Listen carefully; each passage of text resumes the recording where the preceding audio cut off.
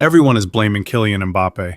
The media says he's lazy, the fans say he doesn't fit, but they are all ignoring the elephant in the room. The problem at Real Madrid isn't the new signing. The problem is the hero. It is time to say the unsayable. As long as Vinicius Jr owns the left wing, Kylian Mbappé will always be playing with the handbrake on.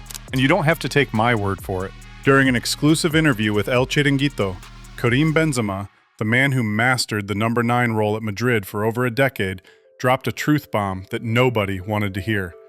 When asked about Mbappe's struggles, he didn't hold back. He said, "The problem, for me, is that Mbappé is not a center forward. Every time he plays as a 9 for France, he is not good. It is not his position. But the problem is that on the left, there is another guy who is at the same level as him. And you cannot put Vini on the right or center. He makes the difference on the left. You cannot put Vini on the right. When the second highest scorer in the club's history tells you the pieces physically do not fit, you have to listen. And if Real Madrid wants to dominate the next decade, they don't need to fix Mbappé. They need to sell Vinicius. Let's look at the geometry. It's a tactical prison. We bought the greatest Formula 1 car in history, Kylian Mbappé, and we are forcing him to drive off-road because Vinicius is parked on the track. And I said it last year at the end of the season when we knew that Mbappé was going there. How is he going to balance that team? Thierry Henry, the greatest Premier League striker of all time, spotted this exact problem during the Liverpool game. He watched Vinicius turn down a clear one-on-one opportunity just to slow the play down. His analysis was brutal. Vinicius received the ball in a 1v1 against Connor Bradley, and he passed it back to his left back. Then he got it back and attacked a 1v3. I'm like, wait, do the math. You had a 1v1. Try to see what you can do with that. Why are you recycling the ball just to play against 3 defenders? I just don't get it at times. I just don't get it. That is the sound of a legend realizing the system is broken.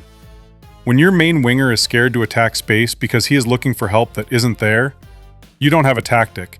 You have a panic room. You cannot lose 4-0 free run. I think they conceded 9 goals in their last games at home. I mean, this is not Real Madrid. Mbappé is not a striker. He never was. His entire career, his 40-goal seasons, came from starting on the left and cutting in.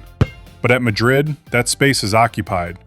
Vinicius demands the ball. Vinicius demands the width. So Mbappé is forced into the center, playing with his back to goal. You are taking a Ferrari and using it to tow a trailer. It is a waste of $1 billion asset. But Vini won us the Champions League, I hear you screaming. Yes, he did. But we have to be ruthless. Who has the higher ceiling? Vinicius is chaos. He creates moments. Mbappé is a machine. He creates eras. Real Madrid has never been sentimental. They sold Raúl. They sold Casillas. They sold Ronaldo. Why? Because the future mattered more than the past. Right now, Madrid is trying to keep everyone happy. But you cannot have 2 kings in the same castle. By keeping Vini, you are effectively turning Mbappé into a supporting actor.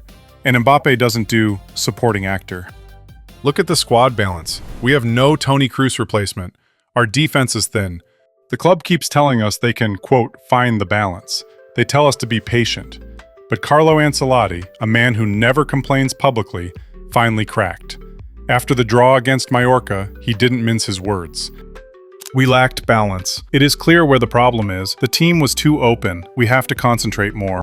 We all know what that means. You cannot play with 2 left wingers and expect a defensive structure. But here is the real smoking gun.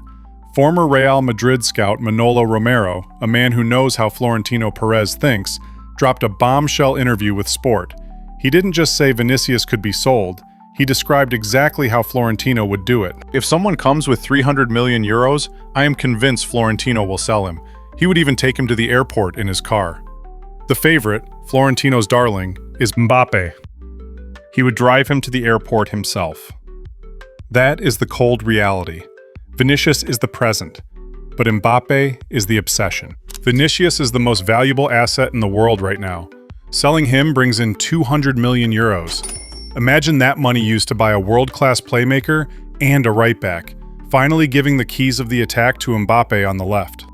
Suddenly the team makes sense. The balance returns. Mbappé gets his throne. It sounds crazy. It sounds ungrateful. But is it? Or is it just the cold, hard decision that separates winners from sentimental losers? If Madrid keeps both, they will cannibalize each other. We saw it with the Galacticos in 2004. Too many stars, not enough ball. So let's be honest with ourselves. Selling Vinicius Jr sounds crazy. It sounds ungrateful. He scored in 2 Champions League finals. He loves the badge. But Real Madrid didn't become the kings of Europe by being sentimental. They became kings by being ruthless. They cut Raúl. They cut Casillas. They sold Cristiano Ronaldo when everyone said it was impossible. And every single time, they rebuilt. They evolved. They won again. We are watching 2 drivers fight for the steering wheel of the same car. If they keep fighting, the car crashes. If Florentino Perez wants to save the Mbappé era, he has to make the hardest decision of his life. He has to sell the fan favorite to save the team. But that is just the math speaking. My heart says it's a tragedy. So I'm passing the question to you. You are the president now. You. If you had to choose, right now, who stays and who goes, are you Team Vini or Team Mbappe? Destroy the like button if you agree, and tell me why I'm wrong in the comments. I know you will. Subscribe so you don't miss the next one. As always, Hala Madrid.